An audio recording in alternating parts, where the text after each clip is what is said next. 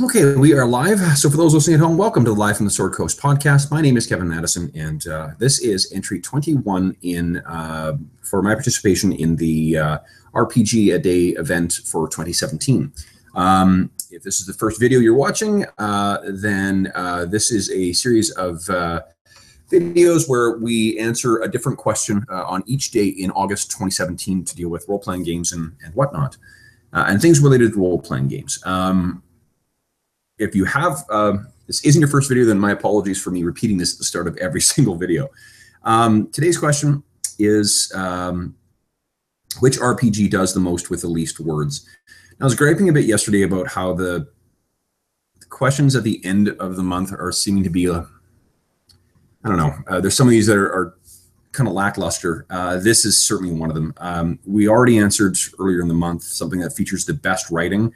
So this seems to be a subcategory of that at best. And I think it's also fairly subjective. Well, I mean, all these are fairly subjective to a degree or another, but I don't know. I don't think this is a very fair question because I think like there are certain games just with by the nature of their complexity are going to have more words. You know, I was just paging over at the time of the recording. Starfinder just came out, so I was paging through my copy of that, and there's there's a crap ton of rules information that's in here, but that's the nature of it's just this game is very rules heavy, and you compare that to something like Blades in the Dark or earlier versions of D&D. There's significantly less page space required for the rules,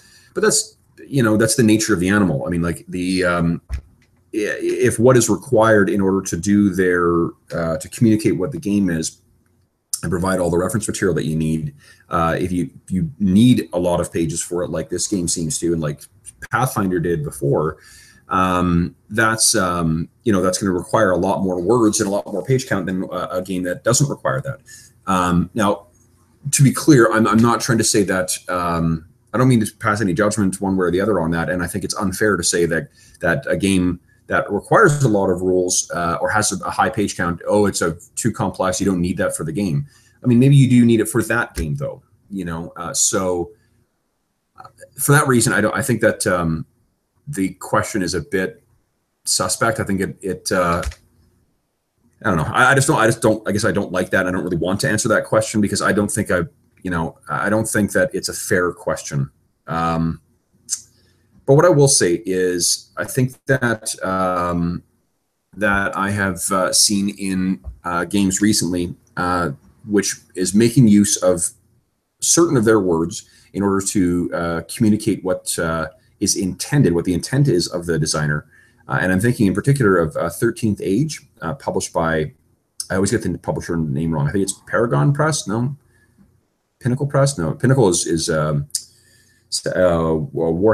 or a Warhammer Machine. Unfortunately, as I mentioned in previous videos, all my gaming stuff is currently boxed up and ready to be transported to my new home. So, or much of my gaming stuff is at least. So I can't actually look it up, but if you look up the game 13th Age, it is, if you're not familiar with it, it is a game that came out near about the time when the D&D Next playtest was being cycled through. And the game is sort of like a spiritual successor to 4th edition D&D, along with a good dose of some indie game story, kind of stuff wrapped into it as well. It's a great game. I've only had a chance to run it a handful of times, but I've really enjoyed the times I've run it.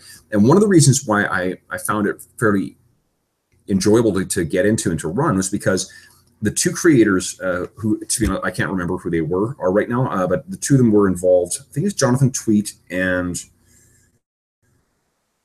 person is. So my apologies to the other author of 13th Age for forgetting your name, but the neat thing is throughout the rule book, they have inserts where they have little insert text, and they say what they think of things or how they disagreed about things. So they would say, you'd be reading the rules section on, I don't know, rests and healing, And then you have an inset from one of the authors and maybe an inset from the other author as well, who would talk about what they disagreed with or why they intended it to be a certain way. An example I can think of is they make use of minions in the game in the same way that D&D 4th edition made use of minions, which is like the Mook rules in Feng Shui and a bunch of other games since. Star Wars, the Fantasy Flight Star Wars has a modified version of that rule too. Conan does, and the way that the neat thing is like that in that section they're talking about how they disagreed about whether you should tell the players that things they're facing are minions. And one of the, I may be remembering this wrong, maybe they were both agreeing with us, but one of the arguments was that look, the reason we do this is because it is if players have abilities that they're expecting to use an area thing and take out a whole bunch of minions, it's not fair to trick them as a DM into using their a power that they think will be doing one thing, but it actually has a much lesser effect because the things they're facing aren't actually minions. Or I mean, not even if you intend to be tricky. It's just their players are making a decision without perfect information, and maybe that is in a simulationist kind of way is realistic, but a game like 13th Age and like 4th edition D&D is a very gamist game anyway. So you're not, I think you're sacrificing some fun your players could be having for, or at the altar of simulation in a game that really doesn't, that's not a strong suit anyway. And that's the sort of the argument, that's the reason they gave for it. And I think that's great. It was a great way of understanding that. And it made me change the way I was running 4th edition as well too, because I had previously been sort of slipshod about, sometimes I'd say they were minions and sometimes I'd say they were not. But in any event, that's just one example I give. And that I think is a really great, it's a great trend. I would love to see more people do that rather than having to, track down a Google Plus community or a message board or something like that to try and parse out what the intent of a rule was. My dinner's ready, which means I'm going to be wrapping this up right away.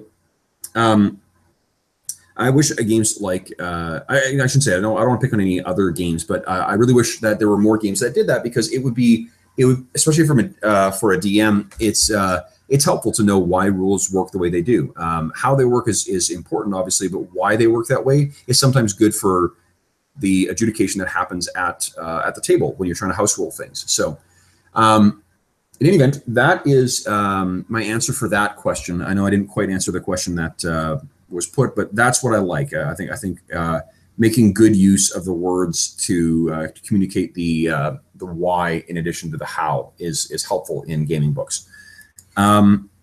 Tomorrow's question, let's see, is any better? Which RPGs are the easiest for you to run? The next batch of questions, the one after that is which RPG has the most jaw-dropping layout? We've already talked about art earlier on this month. Share a pay what you want publisher who should be charging more. I have no idea who that would be. Man, this next batch of questions, I think I may have to repurpose.